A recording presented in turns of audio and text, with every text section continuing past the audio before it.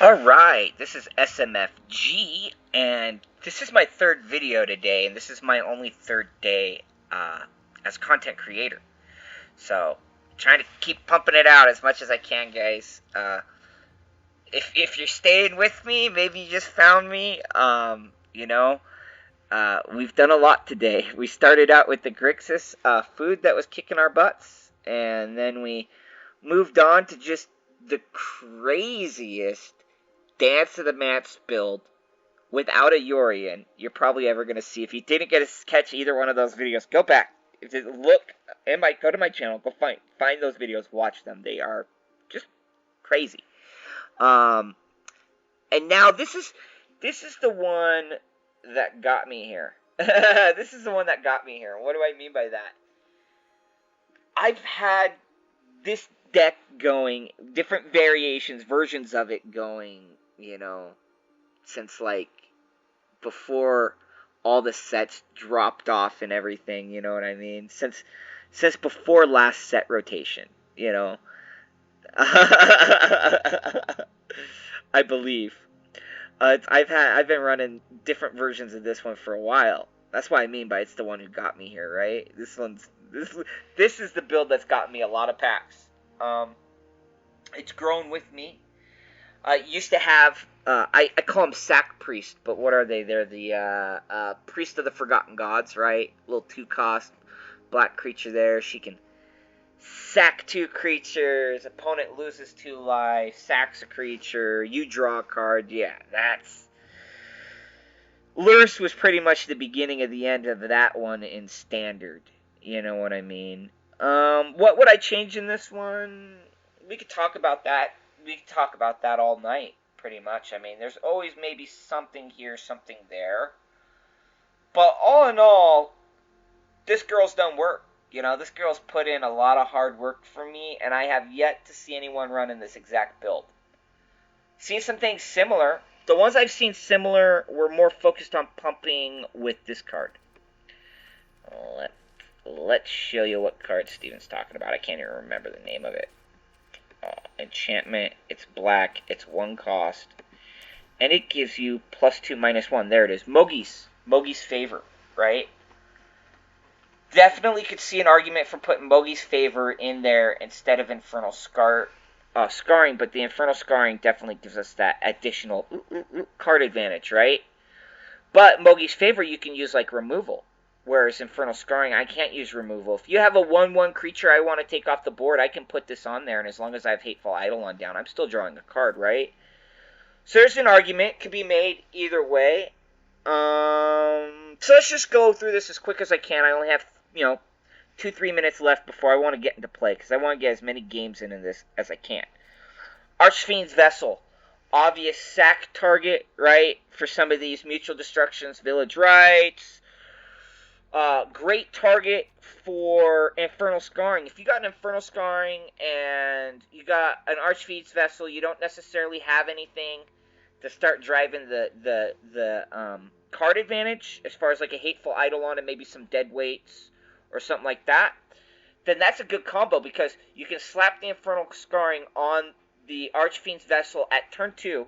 You're already hitting them for 3. At turn 2, you're hitting them for 3 with lifelink. Archfiend's Vessel, they don't want to take it off the board because they know what your plan is with it, right? You want to bring it back as a 5/5. But now that it's hitting them for 3 every time, they have to take it off the board. So I want you to think about this kind of combo when compared to maybe this kind of combo. Now that's impossible. All I'm doing is taking it off the board. You see what I'm saying? So let's just think through these changes a little bit before you make them, if you decide to make them.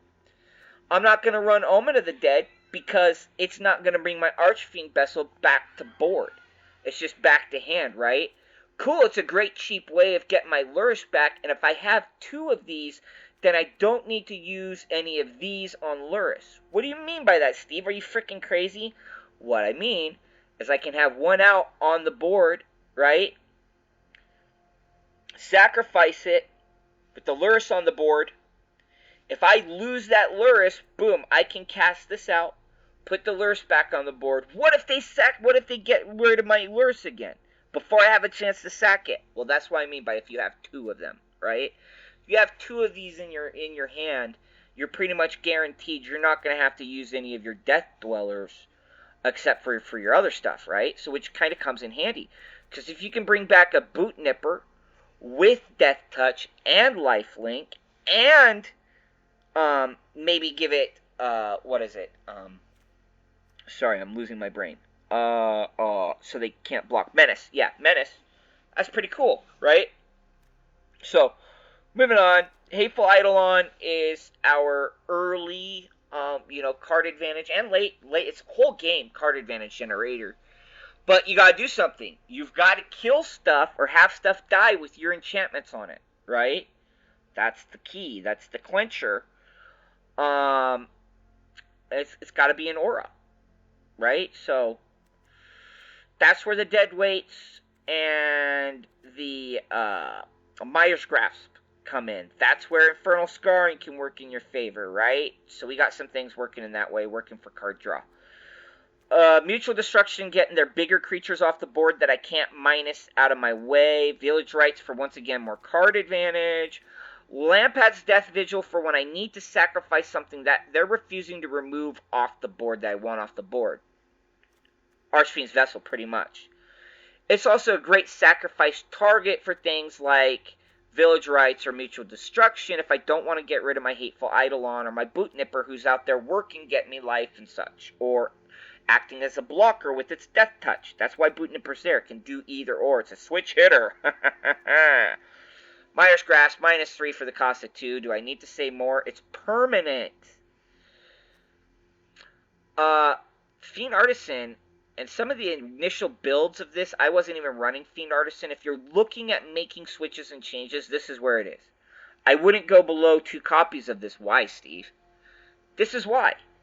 Sacrifice another creature, search your library for a creature card with converted mana cost X or less. Put it into the battlefield, then shuffle your library. All my lurruses are in the deck. It's not a commander. It's not a companion, right? So what does that mean? That means if I'm not getting it when I need it to start making some of these mechanics work, right? Start popping some of these combos, start getting some stuff happening, then I can sack one of these other guys, and if I've got at least 4 mana, we're making it happen. We're making it happen. Call the Death Dweller. I've hit on this enough. Bring it back, bring it back, bring it back, bring it back. And then we're only running 17 lands, guys, but 90% of our deck can be played with just 2 mana. So do you need 20 lands? In my experience, not if you've got lurrus. So let's just play it. And, who knows how good this is going to do out of these games, but I can tell you my own personal experience. This deck is the type of deck you build now, and then every season you kind of retune it. Another deck that's like that for sure, that's newer to me, I haven't had it as long, right? It's that Mono Black Ugin deck that I've got. So if you haven't watched that video, go watch the Mono Black Ugin video. If you don't have a deck like this, or maybe you're missing some of the important cards and you don't want to draft them, but maybe you have some of the cards to build this Lurrus Life Sack Repeat build, go for the Life Sack Repeat build if you can. And carry it with you season through season, updating it as necessary. But this type of structure has lasted me, like I said, all the way through, when the old sets drop off. All the way through rotation. So, it got me since the last rotation. It's gotten me to where I need to be. So let's go play. Let's go play. Jesus, 10-minute introduction. The video might run a little bit long there. I don't know. Are you down? I hope I haven't oversold this thing, but we'll just see. I mean, if I only get 2 games in and I lose all 2, then it is what it is. But I will be honest with you people, and I will tell you what my personal experience with it is. And of all the decks that I've shown you so far, this is by far the one that I've played the most. So the matchmaker's probably it. The matchmaker's definitely had a lot of time to hone in on me on this one, and it knows how to bust my balls. 1 mana. Usually this would be a throwaway. I have 2 Lurruses in hand. I'm keeping that baby. Because I have my Hateful Idol on, I have my Deadweight, I have my Village Rites. All of these can be... Dude, I'm through 3 turns with 1 mana. You see what I'm saying here? So, be keeping this in mind, folks. When you first, build this deck and you're first taking it out there and running it through its paces, don't just automatically hit mulligan because you see 1 mana there. You really need to learn how it's played. Really. Okay, so they might have removal for me. Typical lurrus rogues build. This, in my experience, doesn't do very good against the lurrus rogue. If they get the lurrus out. If I can stomp them in the dust before they can get their lurrus, it's basically like a lurrus race. It's looking like I might, because I have the lurrus in hand, I'm going to win that lurrus race. And I have the card advantage engines. Like running full blast here, right? I'm holding the dead weight in hand in case I need to remove their lurrus. Sure, it's not an instant speed removal, and by that point they could have a castle lock a drowning lock or something like that, but those are the risks I'm just going to have to take in order to get to where we are going. Do I do that yet? No, I don't. I just said I'm hanging on to that. I'll risk a lurrus. I have 2 of them. And if they don't kill it right here, because Drown and Lock's not going to work. I only have 2... Oh, no, I don't. Drown and Lock will work. If they have the Drown and Lock, they use it right here. But if they had the Drown and Lock, why wouldn't they have used that instead of the Heartless Act? Because it has more dynamic. It's better than just removal. You can also counter. If they got Drown and Lock, I mean, the lurrus is gone. If they don't have Drown and Lock, we're in a really dominant position. I feel better than 50-50 that we will beat this lurrus rogues deck. In my experience, once again, just in my experience with this deck, it's a lot like the mono black Ugin. You're typically 50-50 up against this deck, and it's going to come down to primarily who's popping the lurrus and if you have your card advantage engine running. If you got all that running for you, got that going for you, chances are you're going to have a good time. Because now we even have our Call of the Death Dweller if they have another removal source for this lurrus. And this deck, remember, this isn't a remove, counter deck. This is supposed to be milling us here, people. So, and then they quit.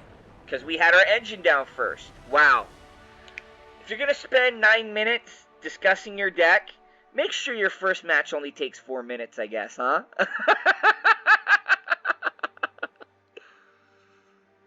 And that's typical what you're going to see against that against that lurrus rogue build.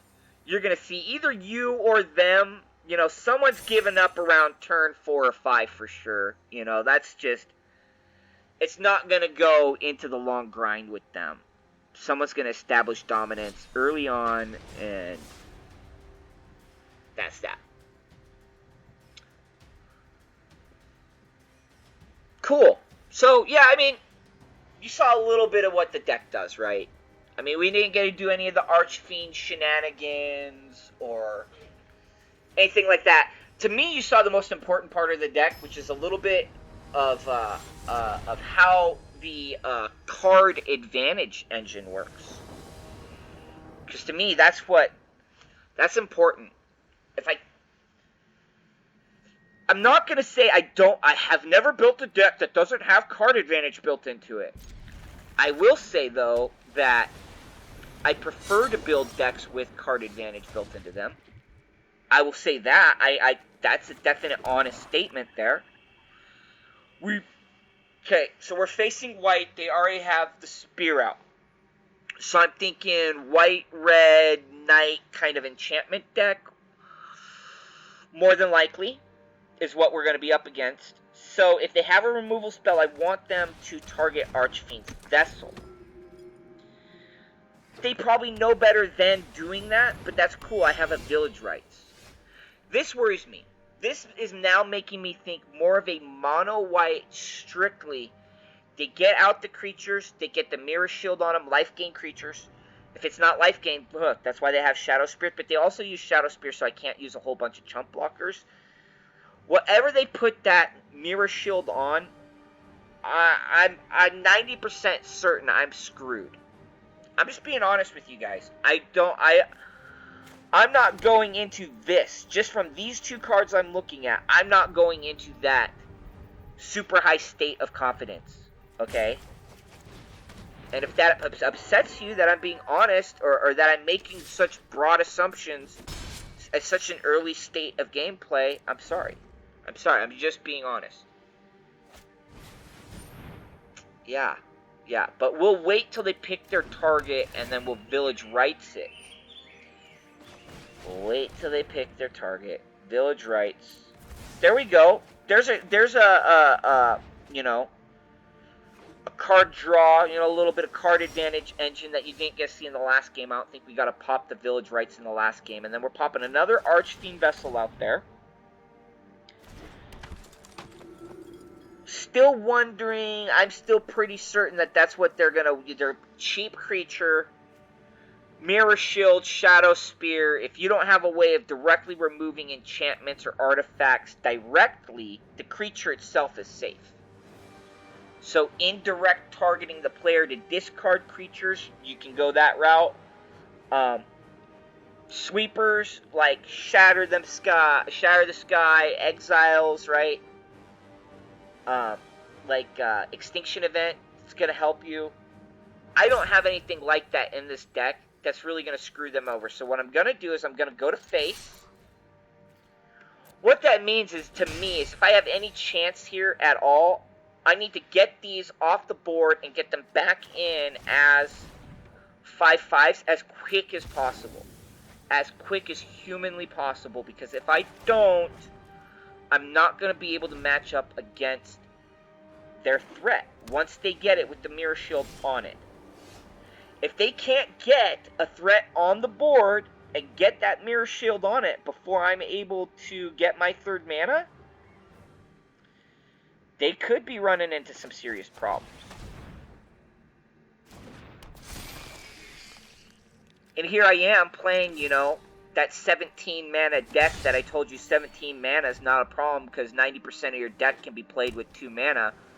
Well, usually you're not having to race to get that Death Dweller out. You know, that's just kind of like a finishing blow, kind of punch you in the nose later on. So yeah, now they got the Mirror Shield on the Skyclave Apparition. So I know I'm never getting that back, right? I have another one of them. Would I rather have a 3 blocker? I think so. I think I'd rather have a... But it would be 3/3, right? Yeah. Throw it out there. 3/3 blocker. They're not coming at my face, at least. But this is what I'm worried about. And now I'm assuming that they're going to have that enchantment for 2. Oh, and now they're flying 2, so I'm just screwed. I don't want to waste your guys' time playing this out. But I also don't want you guys to feel like I just give up easily. I just know when I'm beat. You know what I mean? And I am absolutely 100% beat here. So let's just walk from this match. We're at 50%. And before we do, let's just let them know. Hey, we're not being pricks. This guy did really good, actually. This is a great deck. I love your deck, buddy, but I am out of here. Good game. Great deck. Great deck. Great build. It's not the first time I've seen something like that. But I tell you what, I haven't seen it on the leaderboards. You know what I mean?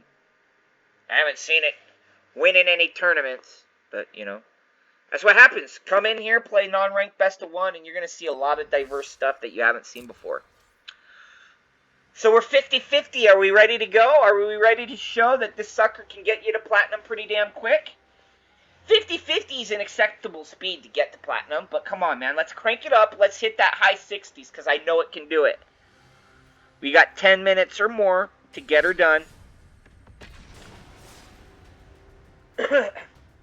This is it. It's either going to look like a big winner, or it's going to look like a reasonable winner, or it's going to look like a loser. But I'm telling you guys, I mean, the mono black Ugin or this,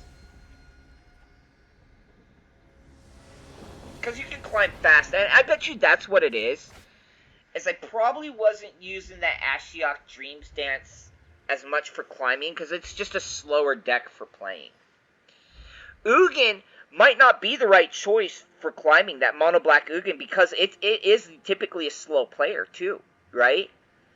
So maybe I am going to do like I've done every other season, and maybe I am just going to use this sucker to climb again real quick. It does tend to finish the games a bit quicker. I would say on average 10 minutes. You know. I wish I had an Archfiend in this situation, but it is what it is.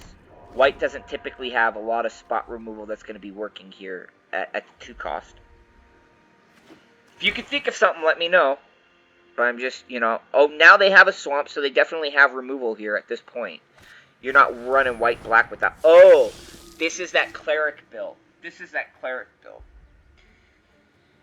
Yeah. This is actually the card that made me consider doing a white-black version of this build. It just never... And that cleric... Oh, gosh. If you know the name of it, put it in the comments. It's that cleric with the 2 cost that puts a +1 counter on one of your creatures every... at the beginning of your attack step, every turn. That one kind of had my head turning towards a more white-black build as well. I think we do this right away. You do not want to see one of those clerics start popping off. Getting all pumped up and jacked up. Nah, I'll pass on that. And now all we got is maybe a Lampad's Death and hit it with the Village Rites at some point, get a little more card advantage going on. Another Hateful Eidolon, that's pretty cool if we ever do get... But we are going to do the Lampads, and we're going to hold the Village Rites back. This would be a great... Oh, no, they didn't do it. I was about to say, if you had an instant speed removal right as I cast that Lampads, that would be a great time to instant speed removal that Hateful Eidolon. Because then my only response would have been to respond with the Village Rites. And they're still going to do it. Still instant speed on my turn. So that leaves me to Village Rites my Hateful Eidolon. It's the logical target now. And I'm still getting that card advantage. I'm getting that too. Thank God I have another Hateful Eidolon here in pocket. But I don't even really have any more removal spells to where I'm worrying about that yet. Right? I have Village Rites in pocket.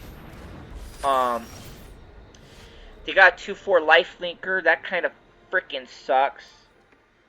But look at that. It's like calling down thunder. They've probably taken care of most of their removals.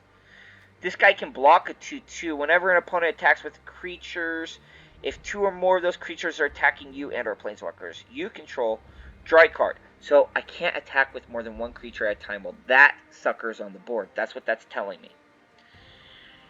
So we go Hateful Eidolon. And we're going to go wide for a second here. We're going to let them think we're trying to be stupid. Oh, wow, I didn't even read that part. I just stopped whenever opponent casts their second spell, so I should have just only cast 1 spell there. Wow, talk about the massive card advantage. But it's a 4-cost creature, but it is a 2/4. It's a nice card advantage engine, but in a lurrus type build, it wouldn't really work for me. Because it's just too expensive of a card for me to justify throwing into one of my lurrus type builds. Because I like to run lurruses all cheap with very low mana count. I mean, this is a 17 mana build, and I've played a mana, I think, every turn I've had a chance to, right? Isn't that funky? Try doing that with your Gruul deck. It ain't gonna happen. That's it. Luminarch Aspirant. Ugh, speak of the devil, right? Talk about speak of the devil. Come on in with it. I can't do nothing to you. Come in with it. Oh, you're not gonna come in with it? Well, if you're not gonna come in with it, they didn't target me with anything, but I kind of feel like I had to do that. Because look at the position we're in now, right? Yeah. If you think I screwed up there, I understand. I'm not going to be upset about it. But I will tell you this. I have a lot of experience running this deck.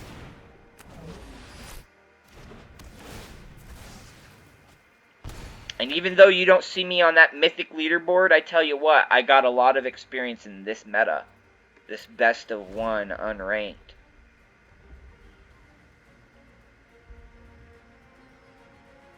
And once again, you get used to seeing weird things popping off in this meta that you're not going to see in that top tier ranked shit. You're not going to see a black-white cleric build at the top of the mythic list. Sorry, you know. Does it mean it's not a fun deck to play? No, I mean, obviously it is.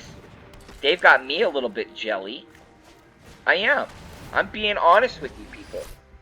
I'm a little bit jelly. I really like this build that they got going on.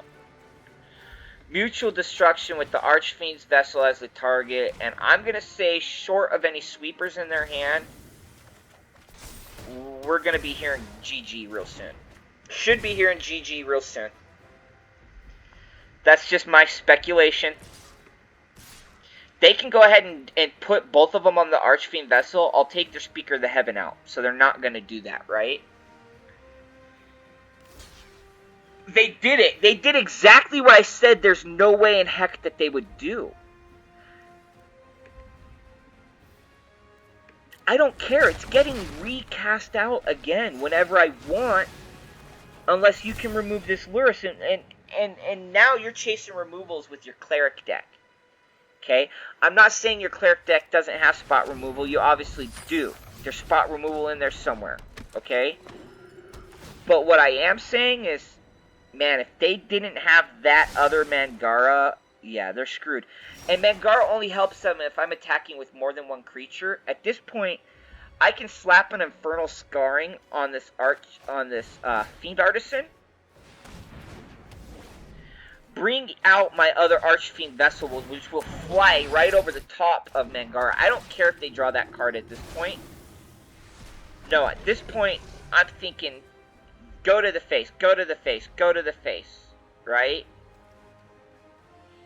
I do, actually, look, if they make a move to exile this lurrus, I want to be able to bring it back later, but I can't bring it back if it's an exile later, so, but I won't be able to sacrifice it to the lamp pad because it costs one to do that, so don't run out the lamp pad. I think I'll run out a Hateful Eidolon, go straight to their face. They're going to block with their Archfiend Vessel or with this guy. Maybe they take all 7 to the face. I don't know. But I would assume if you put me in their spot, unless I know I'm able to bring this Archfiend back onto the table. Ooh. See, that's risky.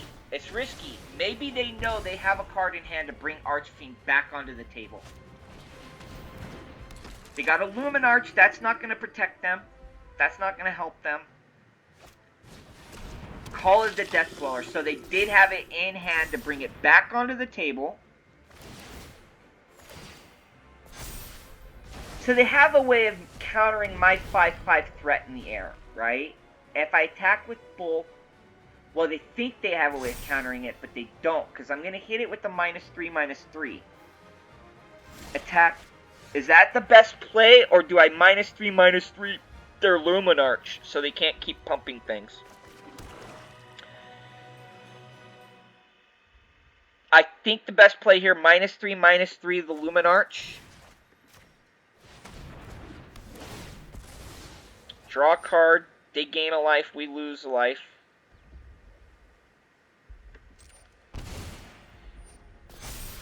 this point, I'd definitely rather have the card. I do have a target for the village rights in the form of this lamp pad. They're going to draw a card because I now have cast my second spell, but that's okay. We're drawing 2. 2 cards are better than 1.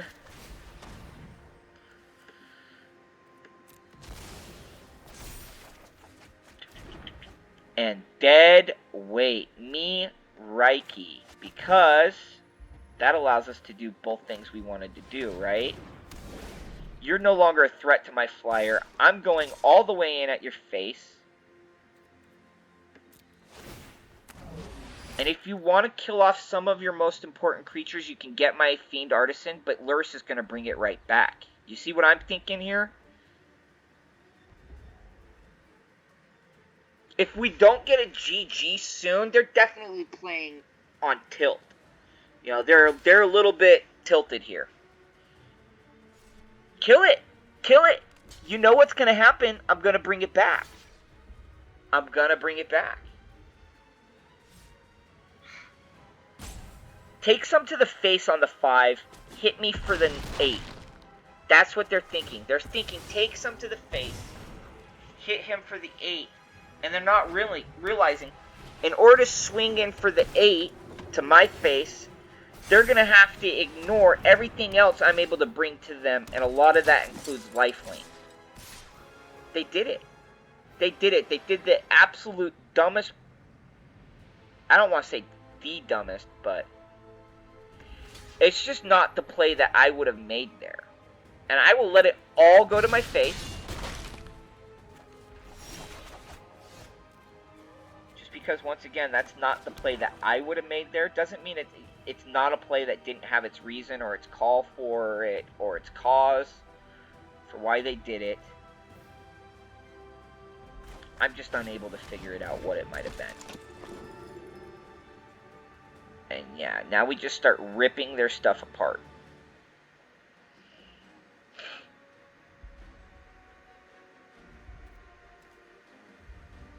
Who do we want to target first?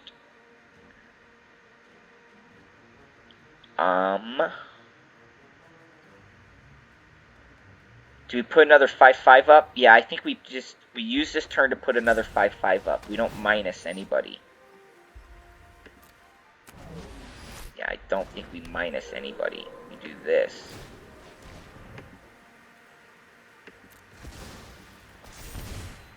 So that we can bring it back in next turn. And then we say, bam. And they don't know we have this lurrus in hand. Bam.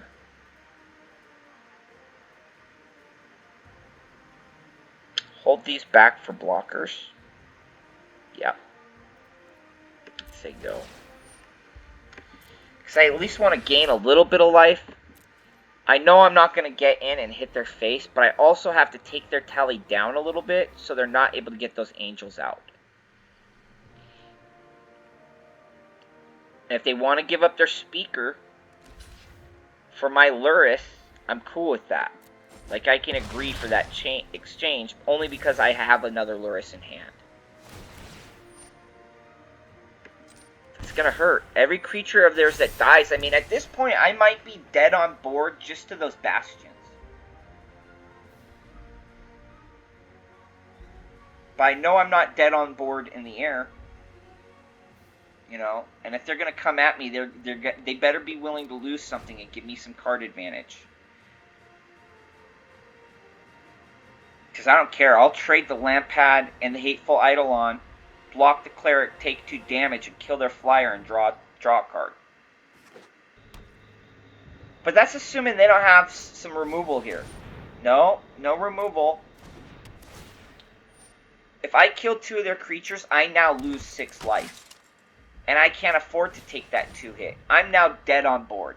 I'm dead on board. I went from being really confident they were going to win, to being confident I could turn it around, to now being literally, I'm dead on board. And it's kind of the importance of being able to read your board. I'm not even going to make them do any more work here. I'm going to say good game. I really love your deck. I don't know how else to tell them I love their deck. That is a fucking awesome deck. Good game to you too, man. Good game to you too. That is a great build. I really want to do something like that because that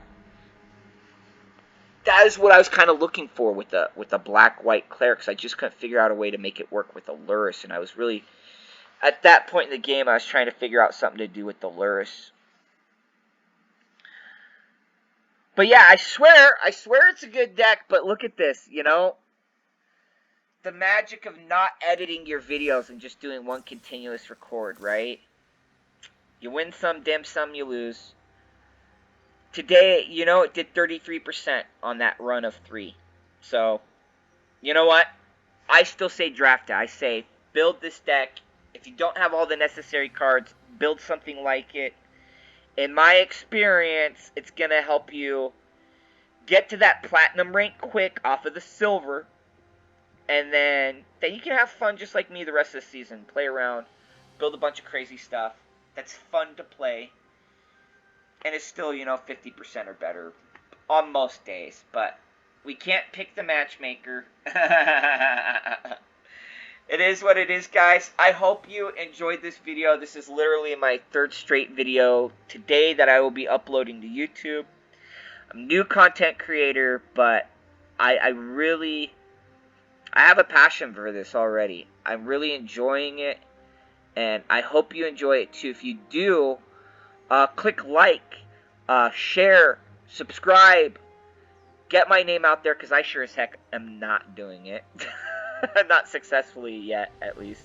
It's only my 3rd day as a content generator, so if you want to see more of this stuff, yeah, definitely like, comment, share, subscribe, click the little bell icon. I still have no friends in Magic. I'm SMFG here. I'm SMFG in Magic. So if you want to add me, you want to be my first friend, be my friend. Send me an invite. I will definitely add you. If not, leave your handle down there in the comments. And I will manually come in here and add you myself if I have to. But heck, I'd like to have a friend. Come be my first friend. Other than that, I hope to see you in the next video.